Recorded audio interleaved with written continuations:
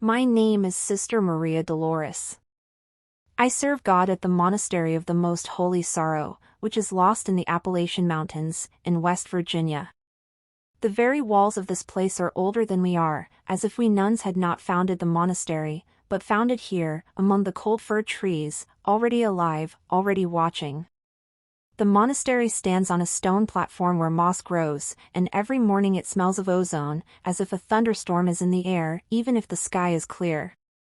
When you first set foot here, you feel that you are not in the house of God, but in something ancient, silent and indifferent. That's what brought me here. I arrived here in 2017, after 8 years of ministry in Arizona. Then it seemed to me that the voice of God was getting quieter, and my inner world was getting louder with fear, with fatigue, with doubts. They say you have to go deep into yourself to find the Lord. I left. And I found myself in a silence I hadn't expected. There are only 9 sisters in the Holy Mountain. All with a past that you don't usually ask about. Sister Angela with eyes without pupils. Sister Ruth doesn't speak, but sometimes sings in a dead language. And then there's me, Maria Dolores, with a name I chose not for its beauty, but for its precision. Pain is my mother. I didn't get much sleep for the first week. Here in the mountains, night is not just darkness. It's a living darkness. She moves. Sometimes, at 2 o'clock in the morning, I would go out into the courtyard to pray in front of the stone cross. Sometimes she just stood there and looked out into the woods. There were eyes. They weren't hiding. We didn't discuss it. We don't talk much at all. We had jobs, cleaning, praying, feeding the birds, making tinctures for the local village. Sometimes people came, strange, lost. They brought donations and took glass jars with something smelling of iron. Sister Agatha was in charge of the negotiations. The others were silent. I prayed more often than usual. Not for forgiveness, but for clarity. I needed to understand how I felt. Because the feeling was there, and it was growing stronger, they were waiting for us here. Not as guests. As part of the ritual. One night I woke up to someone calling for me. The voice was familiar, it sounded like the father I buried in 2006. But he wasn't calling me by my first name. He called me by a word I'd never heard before, Anisha. I got up, walked barefoot across the stone floor, and went out into the courtyard. There was a candle burning on the cross that I hadn't put down. Beneath it lay a stone, round as an eye, with a symbol like a burnt sun. I picked it up. The stone was warm. And at that moment, I saw a flash, as if the world had blinked. For a split second, everything around me seemed to form a pattern, as if invisible threads connected every leaf, every star, my palm, and the cross. It wasn't fear. It was recognition. I tried to tell Sister Agatha this morning. She listened, nodded, and said, "Everyone will have their own night. It was your first one." Then she showed me an old icon in the basement. There was a crucifix on it, but there was another body lying among the skulls at Christ's feet. Upside down. With your arms outstretched. "He's the one we've forgotten," Agatha said. "But he remembers us. And sometimes it comes. In dreams, in stones, in pain." I didn't say anything. But every morning since then I have seen a shadow on the cell wall, not from the window, not from me. She moved in her own way. Sometimes she seemed to be watching. Sister Angela once whispered at dinner, "Don't look in the mirror after sunset. Not even my own. Especially not my own." I didn't understand why. Until that night came. The night when my heart was squeezed by someone's fingers. And I died. But this is in the second chapter. It took me a moment to realize I was dying. At first there was only a sound, soft as fingernails on the inside of a skull. He didn't come from outside. It grew out of me like my body was a shell that someone was blowing on. Muffled, with a rhythm. Boom, boom, boom. I thought it was a heart. But it was something lower, something deeper. Not an organ, not a bone. Structure. Form. I was sitting in my cell on a wooden bench, praying in front of the statue of Our Lady. And suddenly I felt everything tremble. Not the air. The world was shaking. It's like someone outside has touched the screen I live behind. And this screen, my reality fell for it, trembled like a liquid. And then there was silence. The first layer of it was familiar. The wind died down, the dragonflies disappeared, even the candle in front of me stopped fluttering. But then the second dive happened. Second-level silence is when you stop hearing yourself. No breath, no blood in my ears, no thoughts of my own. Just one long, sticky, heavy moment, as if time has become sticky honey, and you plunge into it with your head. And finally, the third silence. She is like a person. You're not just in it. She turns to you. And looks.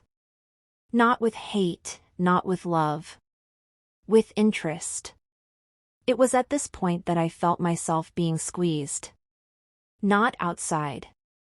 Inside. It was as if someone had reached through my chest and cupped my heart. Slowly, carefully, but with the knowledge that fear is meaningless. It was like an old touch. Like when someone recognizes you before you do. I didn't scream. I just disappeared. When they talk about death, they describe tunnels, lights, and deceased relatives. My death was none of that. It was a transfusion. I felt like I wasn't being myself anymore, and I was starting to be everything, in a terrible way. You don't lose yourself in love.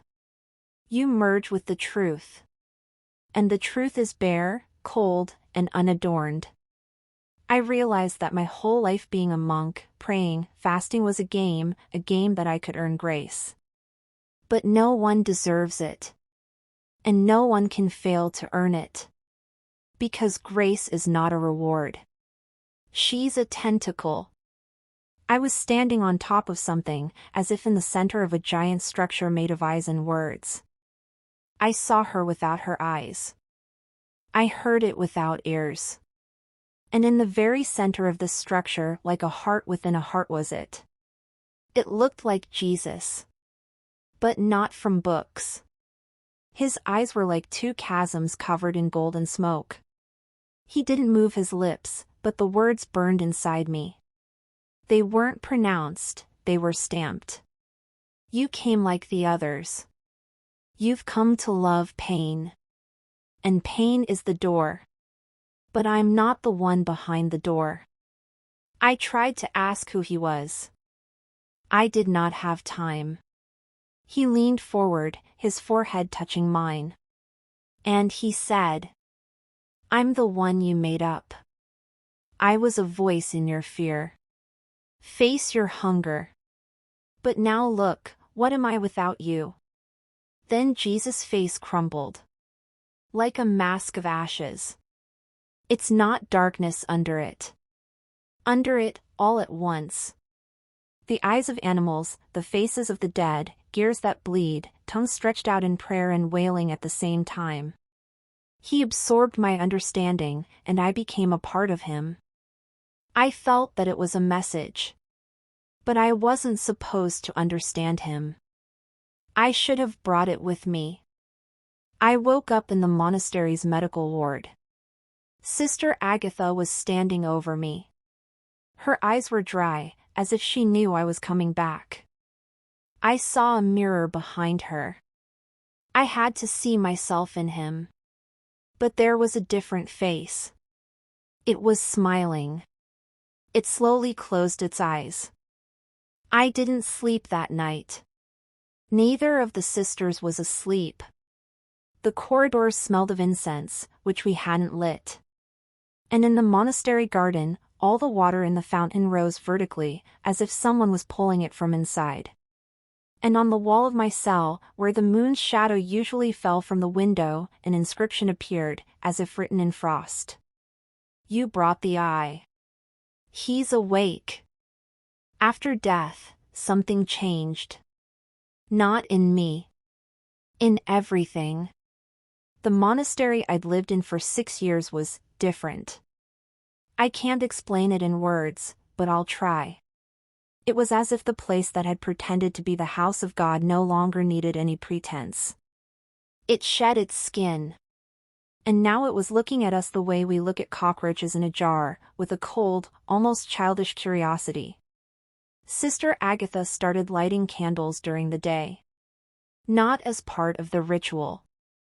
And as an attempt to contain something that has ceased to respect borders. From then on, sounds began to be heard in every cell. There's a scraping sound, as if someone is scratching wood from inside, then clicks, as if fingers are clicking in unison somewhere behind the wall. One day I saw Sister Angela standing in the chapel, whispering into a corner. There was nothing in that corner. Only emptiness, but I felt it respond. I asked. Who did you tell? She looked at me without blinking, and whispered, I'm not sure. He started building a house. Here. Through you. On the 4th day after my return, I decided to find a map. A simple topographical map of our district to make sure that the monastery exists. It seemed important to me.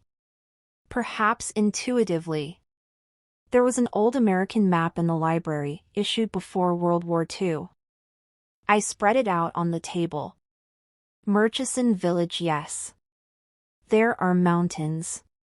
There are ravines in the surrounding area.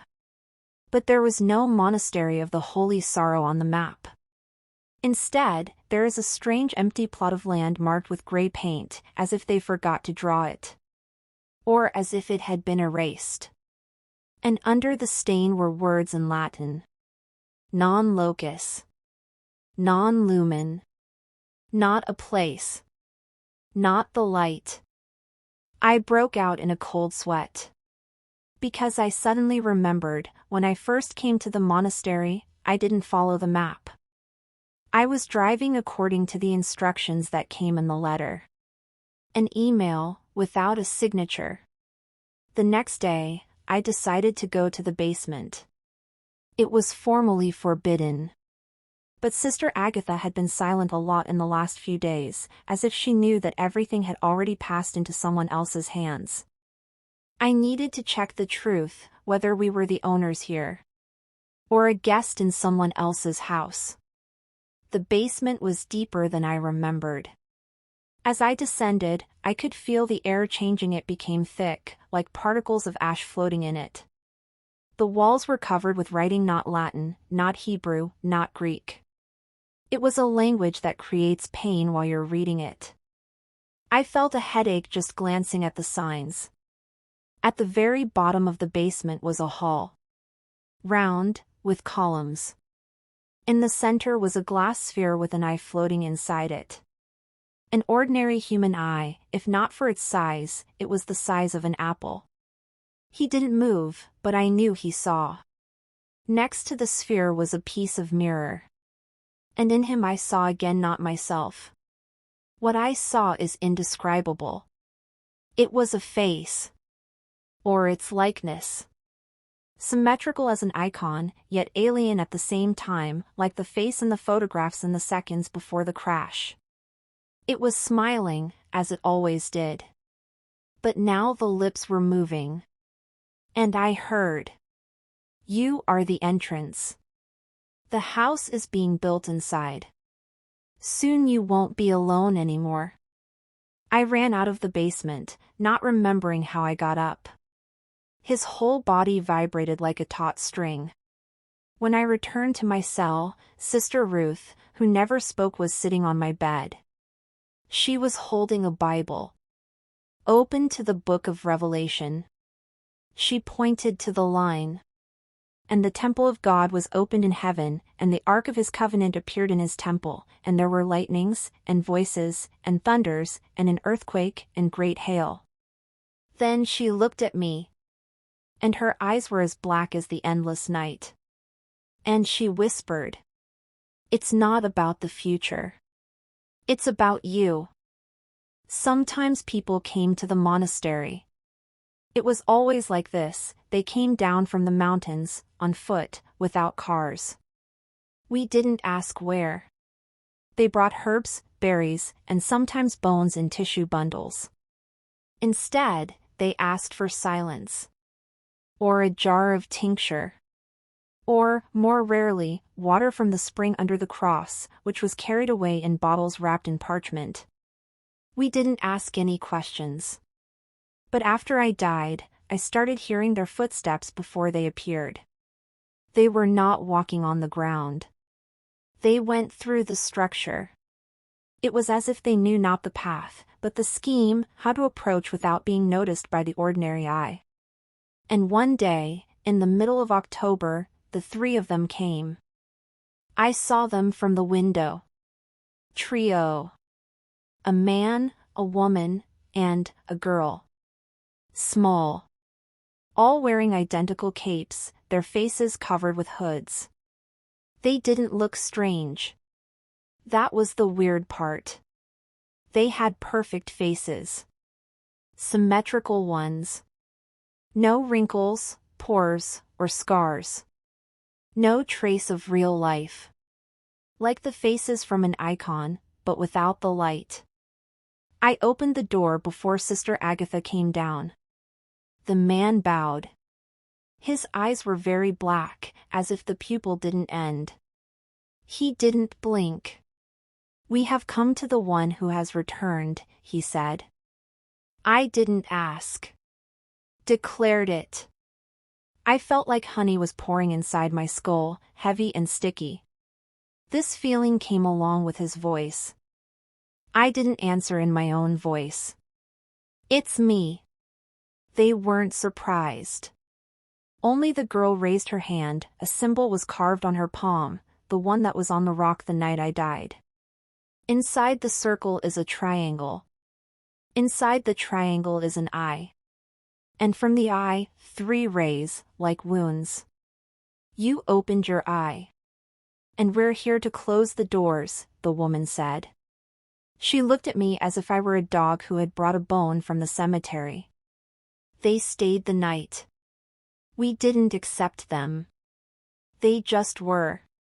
Like rain. Sister Agatha locked herself in her cell. Sister Ruth was gone. Sister Angela had been standing in the corner of the refectory all evening, her face turned to the wall, whispering, "They're already inside." They didn't come from outside. They woke up from us. I was sitting alone in the chapel. The people from the forest were sitting behind me, but I didn't hear any footsteps. Just a sense of movement. It was as if the consciousness itself was leaning in the direction where they were. The girl came up to me and put something in the palm of her hand. It was a piece of wood. I recognized it, the same one used to make the cross in the monastery garden. But it wasn't a tree. It was warm. It was beating like a heartbeat. You brought the pattern. We're building a house. The house is not in the world. Home is in you, she said. Then she put her hand on my chest. And I heard a rustle inside me. Not a voice. Movement. Something stirred in the depths, as if construction had already begun inside me. I didn't sleep last night. I could hear them walking around the monastery. Not quiet. Don't sneak around. And so, as they walk around their house, they knew where the floor creaked, where the wine was, where the old passage was sealed up. Towards morning, I saw them come out. Without words. They just disappeared through the door. But on the wall of the refectory, where the portrait of Saint Cecilia used to hang, there is an inscription, burned out. When the house is finished, the eye will stop blinking. It will open. And it will look both ways. I don't understand these words. But I know one thing. I'm not me. Not anymore. Something is growing inside. Like a temple. Like a gateway. Sister Agatha came to see me that night. She was pale, and her hands were shaking. These people came here 100 years ago. And 100 years before that. They're like postmen. Only the letter is you. They're not bad. They are not kind. They are the architects of something older than God. Then she fell silent. And for the first time, she cried. Do you understand? It's not about us. This is not a struggle between light and darkness. This is not salvation. This is a dimension. And we are its patterns. I lay down without lighting a candle. In the dream, I was in a house I didn't know. There were no windows. But I knew it was inside me. People from the forest were standing in the corridor, silently looking at the walls. And one of the walls was breathing. Like a living thing. The dream continued in reality. I no longer felt the difference between days and nights. The light wasn't comforting. The darkness wasn't scary. Everything turned gray, like putty on an old icon. Only one thing was constant, the vibration. It started in the pillows. Then in the floor. Then in the air. It was as if the monastery was standing on a giant spine that was moving, as if something beneath us was waking up. Or unfolded. Sister Agatha once tried to escape. I saw her running toward the woods. I didn't get it. She stopped right at the edge of the old poplars. She froze. She began to sob like a child. We found her on her lap. She was repeating a single sentence. The roads are gone. All roads have become guts. The next day I asked for the key to the well. The well was located outside the monastery, near the old wall. It was abandoned, no one had drunk from it since the 1950s, when a dead sparrow with no eyes was found. But I knew there was something there. I lowered the lantern on the rope. He disappeared into the darkness. It didn't go out, but disappeared as if it had been swallowed. I leaned in. Deep. So that his chin was almost touching the stone. And then I heard a knock. It was like someone was hitting the walls from below. Exactly. Calmly. Knock. Knock. Knock. And after the 8th stroke, the answer is in my head. You're standing on your ribs. The house is under construction. Don't get in the way. Sister Ruth was back.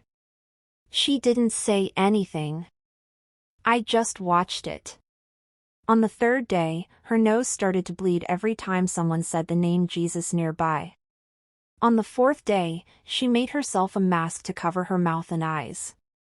Sister Angela said it was a vow of blindness, but I knew it was protection. She no longer wanted to see what she couldn't help seeing. In the late afternoon, the ground began to shake. Not an earthquake. A sigh. I ran out into the garden and saw one of the crosses begin to sink into the ground, slowly, as if it was being sucked in. And next to it is a crack. Something inside her was white. I stepped closer. And I realized a bone. Spine. Like a human. But it was gigantic, with growths that looked like they were fused to a rock. It went deep down like a root. And I heard the word. without a language. Right into the bones of the skull. Skeleton of God. Home is not a metaphor. Home is a reality. You're a nerve. I threw up. Not out of fear. From recognition. I remembered that dream, the corridors, the people from the forest, the wall that breathes. It wasn't a dream. It was a reflection of what was already below us. I went back to the monastery. I found an old building plan in the archive. It had a strange symbol in the very center of the building, a crossed out 8. And under it is a signature in Hebrew. I didn't read Hebrew. But I understood her. The ridge must be hidden. Until the one who hears the footsteps comes. It was me. I heard them. I've always heard it, since I was a kid. Only now did I learn their true nature. They weren't human footsteps. These are the steps of the structure as it moves like a worm in the ground. That night I went down to the basement again. In the center of the room, where the sphere had been, there was now a hole, as if the eye had gone deeper. I peered at it. And I didn't see darkness. And a wall of teeth. They were like slabs. Like architecture. Like the facade of a building made of jaws. And they have a pattern on them. Still the same. Circle. Triangle. Eye. But now there's a man under it. And the roots come out of a person. Next chapter, Chapter 6, The Man from the Mirror. It will start to fail in reality itself. Reflections will live a separate life. The nun will meet herself another one, mirrored, as an exploration from the side of the entity under construction. This is no longer just an oddity. This is an invasion. I didn't pray anymore. Not because I lost my faith. But because the prayer began to reverberate. Every time I said the words of Scripture, especially the ones about salvation, I heard them again, but not an echo. And the voice that answers me with the same words, only, in a different intonation. As if the meaning is slightly shifted. Like a picture printed with the wrong case, the colors match, but the image becomes alarmingly incorrect. Mirrors were rare in the monastery. We saw them as vanity. The only thing that hasn't been removed is over the sink in the bathroom on the second floor. I noticed it for the first time at night. At 3 in the morning, I heard water. It was like someone was washing their hands. When I got up, I went in and saw myself. But it wasn't a reflection. I was standing by the door. And she was standing by the door. Exactly the same. But then I tilted my head. But she didn't. My heart pounded in my temples. I slowly raised my hand. So did she. But belatedly. And half a second too long. And then she smiled. The smile was not evil. But someone else's. It's as if someone has just learned how to control their face and is trying to portray joy convincingly. She put her finger to the glass. Me, too, automatically. Our fingers almost met. And at that moment, when only the thickness of the glass remained between them, I felt a touch from the other side. From that day on, I avoided mirrors. Even reflections in the water. One day I was walking past the windows and noticed my shadow on the glass turning towards me as I passed by. She watched me go. Sister Angela caught my hand once. You know, right? That it's coming out. At night. Who?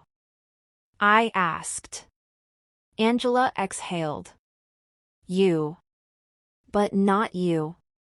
Then she added, like a child. We call it the second one. Some have already moved on to it. I started checking. Kept a diary. She noted where she was, what time she went to bed, and who she saw. But more and more often, my sisters said that I was in a different place, as long as I remembered exactly that I was asleep. Or prayed. One day I found an inscription on my desk, carved with my fingernail. Exchange is not a betrayal. It's a comeback. The handwriting was mine. But it wasn't mine. On the 6th night, when the power went out in the monastery, I found a mirror. It stood at the end of an old corridor, draped in cloth. I don't know why I went there. Maybe she was calling. Maybe it's me. I took off the bedspread. The mirror didn't reflect. It showed a room that was not in the monastery, round, with white walls dripping with drops of black wax. I was standing in the center. But completely different. She had no face. Instead, there is a blankness, like a canvas that has split open. But something shone from within, a point that glowed like a star at its zenith. And she tilted her head. Not to the glass. To me. You are the clothes. I'm a bone. Go for now. An exchange is coming soon. You're tired. I screamed and smashed the mirror. But the fragments didn't fall.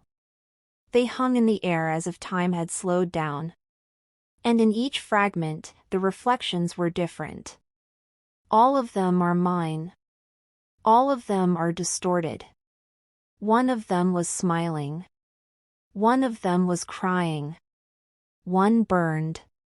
One of them held out her arms to me. I left without looking back. But when I got to my cell and lay down, I noticed a cut on my wrist. Thin, smooth, fresh. It was as if someone on the other side had touched the glass. A symbol appeared on his skin. A triangle inside a circle. Inside the triangle is an eye. But now the eye is split. I do not know who I am. I do not know what I am. But she's right there. Sometimes I wake up and feel like I'm breathing backwards. I breathe in the darkness. I exhale cold. Maybe I'm not me anymore. The words are no longer ours. First, the whispers in the hallway. We thought it was an echo. Or the wind. Then in books. The letters began to change order. Phrases from the Bible lost their structure. Instead of "and the Lord spake," it was written.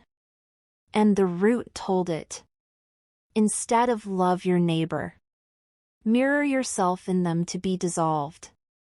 We fell silent. But the silence only amplified the voice below. Once, during my morning rounds, I found a crack under the altar. The stone moved away, as if someone was pressing down from below. I invited my sister Angela. We pulled back the planks and saw a narrow passageway going down, where once there was just a foundation. We took the lamp. I went down first. The space under the altar was like a larynx. The vaults converged like a soft sky. The walls were damp. They weren't made of stone. They throbbed. I could smell it. Honey, bone, candle wax, and iron.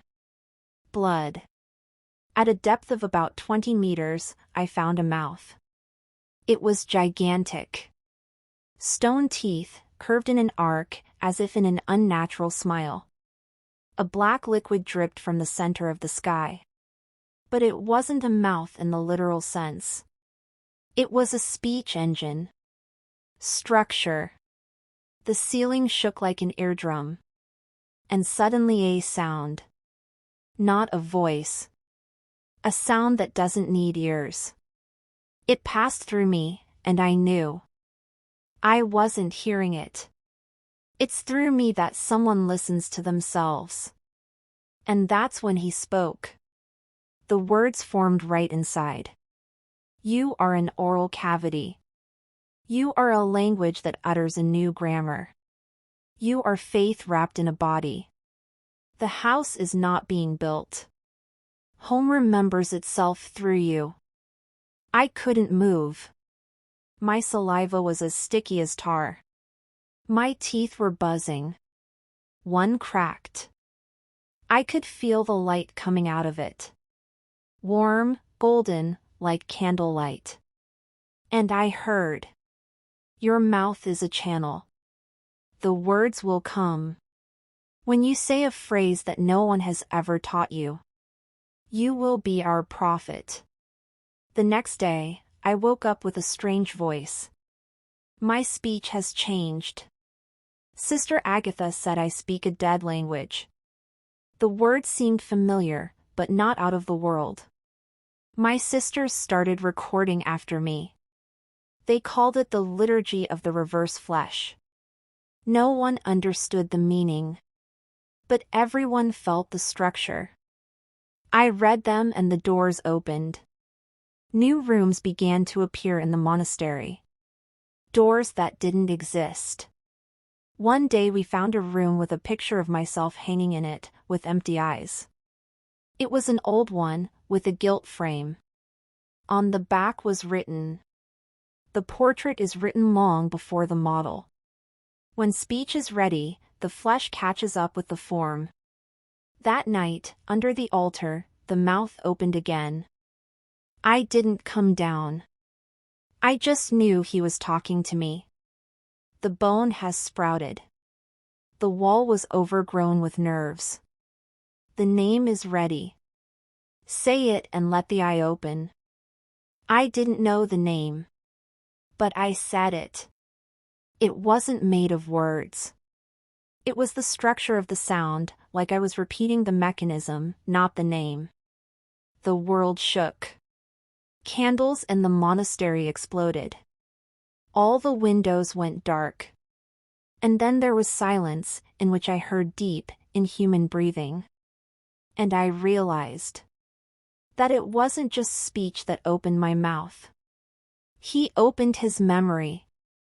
The world remembers that it wasn't meant for us. I couldn't feel my hands anymore. Not in the sense of numbness. I mean, they're no longer mine. When I raised my hand, there was a lag between the gesture and the intent. It's like I'm controlling my body through something else. It was as if the body had become an intermediary, not an entity. And then the walls began to breathe in time with me. I stood in the chapel and looked at the crucifix. It went dark. The paint on Christ's body was peeling off, and there was another figure underneath. Not a person. More like a vector diagram. It was as if the flesh was a cover that hid the structure of the program. I touched the wound on the crucified man's side and felt as if my side had been cut open. I looked down at my hands. Something pulsed under my skin. The fabric became transparent. The vessels formed a symbol. Venus pattern formed. All around it are cogs like a cog. And below it is a door. Open. Sister Agatha was gone. Her robe was still in the room. On the floor, there is only a spot in the shape of a softly outlined circle, as if the surface has absorbed it. We were silent. No questions were asked. Someone had scratched a phrase on the door of her cell. Who took the form, he became a function. She didn't go away. She stood beside him. After a few days, I noticed that my body became translucent in the mirror. I could see part of the room through me. And with it, the fear disappeared. I was beginning to realize that fear was a side effect of the form. Now that I was losing my shape, my fear drained out of me like carbon dioxide. I was no longer Sister Mary. I was a named structure that no longer needs a name. And then I saw her. Door. It appeared where there used to be a brick cul-de-sac near the old basement. But now a smooth surface. White. Without a pen. No loops. Just a border. I stepped closer. And I heard a whisper. You are the threshold. Your tongue is the key. Enter through yourself. Leave the body outside the door, like shoes at the temple. I ran my finger over my skin. And the skin spread out like a cloth. It doesn't hurt. Just unfastened, like a layer that was originally not mine. I left my skin on the floor. Muscles on the windowsill. Bones next to the cassock. And what was left went through the door. There was no space inside. There was a vector. I didn't go. I was calculating. I could feel my mind coiling into a formula. Every thought became a function of location, every fear a residual vibration from the incompatible geometry I was leaving. And there, in the middle of a non-existent space, I heard him. Not a voice. Presence. It didn't ask. It double-checked. You're complete. You're done. You're open. You are an activated segment. Now, broadcast. Asterisk. I started talking. Without a language. The world was vibrating. And what I was saying didn't make sense to the ear. But the monastery responded. The walls were getting thinner. The windows are deeper. And in every object, I saw a door where someone was waiting. And all these doors led to the same place. Not geographical. In death. Common exodus point. I found her at the morning service. On a bench where no one was sitting. A leather-bound book. Untitled. No crosses. Without the author's name. But I recognized the handwriting. He was mine. I opened the first page. Empty. The second one, too. On the third, the beginning of the text, squeezed out like a relief under your fingers. There was no word in the beginning. In the beginning, there was a structure. The word became her shadow. For shadow teaches form to light. It wasn't like the Old Testament or the New Testament. It was like an analysis of the structure of meaning, as if someone was explaining why to speak. Each page was completed by itself, right in front of my eyes. The words grew like roots, showing through the material as if the book's skin were alive. And on page 77, I saw the name Yeshua. But not Jesus as we knew him. The one who was in the book did not come to save. He came to rewrite it. There was an image on page 88. An engraving. Very accurate. It shows a man nailed to a cross. But the cross is not vertical. It was circular. Like a closed circuit broken at one point, and he was nailed to that break. Under the image. He became a door, not a victim. He's not dead. It became an interface.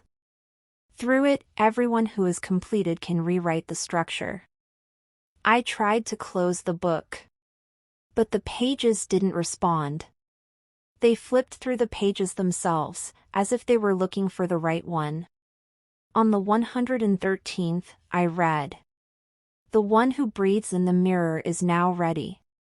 And in the mirror at the far end of the chapel, I saw myself again. But now it doesn't matter. Not a reflection. Not a doppelganger. A component. Part of the function. And then I heard it. He didn't come in, he was already here. He didn't speak, he was the word spoken through me. You've been reading books where I was a pastor for a long time. Now you're reading the one where I'm the pattern. You remember me as flesh. But I was math inside the fabric. I was a form between time. I was a contour. I was a field around the cross. So you could go in and out. I fell to my knees. Not out of fear. From clarity. I saw all the symbols of Scripture, the crucifixion, the blood, the crown of thorns, the bread, the fish. And each of them was not a metaphor, but a diagram. Blood is a flow. Bread is the flesh of space. Crown of thorns, an antenna of perception built into the head. And then I understood. We were never meant to follow. We had to collect. As engineers. As archivers. Like those who remember not the letters, but their mechanism. On the last page of the book was a map. Monastery. But not from above. Not from the side. And in the context of layers of reality. 3 layers. Corpus, the flesh. Vox, voice. Forma, a form without a body. And under them the inscription. The ground where you stand is not a place. This is the memory of a step. It's time to go. I wasn't talking, I was emitting form. It was as if my tongue was no longer a bundle of muscles, but a spatial structure that grew out of me and spread around me, changing the world. There was only one sister left in the monastery, Agatha. She was silent. Instead of words, only looks filled with anxiety and expectation. When I started talking, her eyes widened. It was as if she was trying to catch the invisible whirling around my words. And one day, during the service, when my words filled the air with vibrations, she began to cry. The tears turned black. Like ink. Agatha was trembling. I heard her whisper. I can't take it anymore. I'm breaking down. Her body began to change, her skin cracked, forming patterns that looked like codes and schematics. It was a mistake that occurred during the transformation process. I tried to help her, but she pulled away as if she was afraid of swallowing me up. My words grew louder, stronger, and the monastery responded. The stones shook, and the candles flickered out and lit up. An invisible force hung in the air, changing the very fabric of reality. I realized that my words were not just a prophecy. It is the language of creation and destruction. And I am the only channel. If I stop, everything will collapse. If I go on talking, I might lose myself. At night, when Agatha was gone, I stood at the window. Beyond the walls of the monastery, there was endless darkness and silence, in which you could hear the pulse of the heart of the earth. This is your voice. Through which the form sounds. Through you, the world is renewed. Or destroyed. You are the door. That no one has opened. But you're the key. Night covered the monastery with its black veil. But there was no darkness inside. There was a glow wavering, pulsing, like the breath of the universe itself. I was standing in the center of the main hall. Around me, walls, arches, and stones disappeared. Everything faded into thin air, leaving only a light web of light and shadow. He appeared in front of me. Not a person. Not an image from a painting. It was a portal. His eyes are a void full of stars. His hands are endless branches intertwining with the sky and earth. His smile is a promise that is both inviting and frightening. I'm what you've been waiting for. But I'm not the savior. I am the door and the key. The beginning and end. You are the keeper of the threshold. And now you will guide those who are ready to cross. I held out my hand. My body dissolved, not in fear, but in acceptance. Each atom sang a song of transition. And in that moment, I understood. Life is not a chain of events, but a door that opens anew at every moment. We are keys, words, and shadows playing in an endless game of light and darkness. The veil was lifted.